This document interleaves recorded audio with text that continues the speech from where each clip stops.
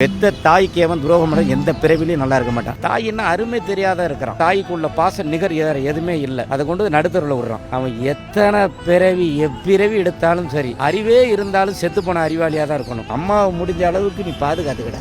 என்னடா பெண்ணா 5 நிமிஷம் ஆசை உன்னோட உடலை உருக்கி உயிர் கொடுத்தாது. என்னடா நாத்தம் பிடிச்ச பையல. மனுஷன் மட்டும்தான் விஷம் உள்ளவன். ஒரு மாவை அரைச்ச மாவுல கை வச்ச கூட புளிச்சிடும். எங்க அம்மாவில் நிறைய குழந்தை பெற்றாங்க. ரொம்ப கஷ்டப்பட்டு வளர்த்தாங்க எங்களை. கடைசியில் எந்த குழந்தைகளும் எங்க அம்மா இறக்குறப்ப வரவே இல்லை. இந்த ஒரு கையோட எங்க அம்மாவுக்கு மழை ஜலம் அள்ளி 5 லட்சம் ரூபாய் செலவு பண்ணி காரு வாங்கி ஒரு கையில ஓட்டி எங்க அம்மாவுக்கு இறுதி மரியாதையை எங்க அம்மாவுக்கு செலுத்தினேன். அது பெரிய பாக்கியமா நினைக்கிறேன். தாயின்னா அருமை தெரியாத இருக்கிறான். தாய்க்குள்ள பாச நிகர் எதுவுமே இல்லை. அதை கொண்டு நடுத்தரில் விடுறான். அவன் எத்தனை பிறவி எப்பிறவி எடுத்தாலும் சரி, அறிவே இருந்தாலும் செத்து போன அறிவாளியா தான் இருக்கணும். சுவை இருந்தாலும் சுவை இறந்துருவான். தாய்க்கு நிகர் எதுவுமே கிடையாது. இப்ப எனக்கு 60 வயசாச்சு. நான் புருக்குன்னு இருந்துட்டேன்னு வச்சுக்க, எங்க அம்மா தொடச்சு விடுவேன். எனக்கு சிறுநீர் கிடைச்சா அப்ப மகனே பைத்தியமா அப்பம் செய்ய மாட்டான். அப்படி உள்ள தாயை நீ உரிய முட்டா பயல உருண்டு படுக்கும் போது கூட ஐயோ மகன் பிறக்கணும், பெண்ணு வேணாமா, பெண்ணுக்கு மகன் வேணுமா, தவிச்சு பாப்பா. அந்த தாயை கொண்டு நடு ரோட்ல உருட உன்னை துணியை மூடி இந்த குழம்பு சாப்பிடுமா. மகன் ஒரு நாள் வராட்டா ரொம்ப தேடிட்டு மகனை கூட்டு வச்சு சோறு போட்டு சாப்பிடும். அழைத்து வச்சு மகனை அருகாமையில சோறு போடும். அந்த மாதிரி தாயை போய் நடு ரோட்ல உருறியாடா. அம்மாவை முடிஞ்ச அளவுக்கு நீ பாதுகாத்துக்கிட.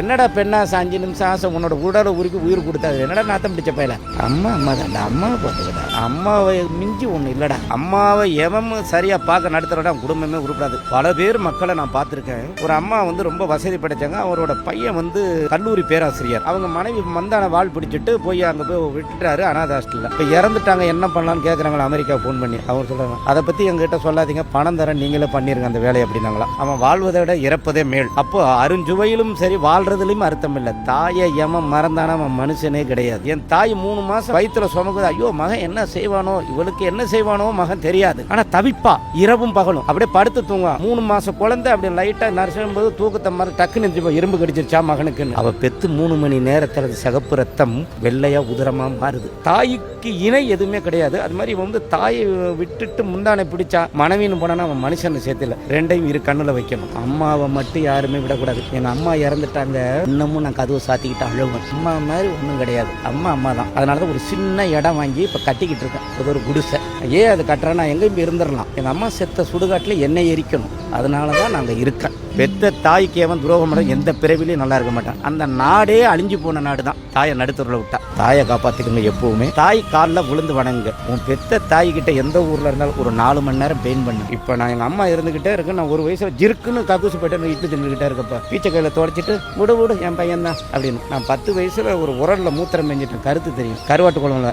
அந்த அம்மா திட்டு விடுங்கக்கா நான் சாப்பிட்டுக்கிறேன். எங்க அம்மாவை எடுத்து ஊற்றி சாப்பிட்டு இட்லியில்.